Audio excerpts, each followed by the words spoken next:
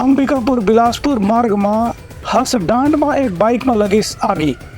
फिर सहयोग ले बाइक ले दोनों युवक मना गिर ले, कोनो प्रकार के नुकसान नहीं हो सका। अंबिकापुर बिलासपुर के मुख्य मार्ग के बीच में हंसडांड के पास एक मोटरसाइकिल के गिरे से और में आग लगे की घटना सामने आई से। हालांकि घटना में मोटरसाइकिल सवार दोनों युवक के जान बच गई और कोई भी प्रकार के हताहत होने की सूचना नहीं है। पुलिस ने बताया गया है कि हंसडांड में दोनों युवक मन कल मोटरसाइकिल से कहीं रास्ता में जात रही हैं, लेकिन वो रास्ता में तेल गिर के फैल गिर शिखर से थी मोटरसाइकिल फिसल गई और मन दोनों दूर फेंका गई। लेकिन मोटरसाइकिल गिरे के बाद हमें अचानक आग लग गई और आग इतना भयंकर रही से मोटरसाइकिल पूरा जल के राख हो गया है।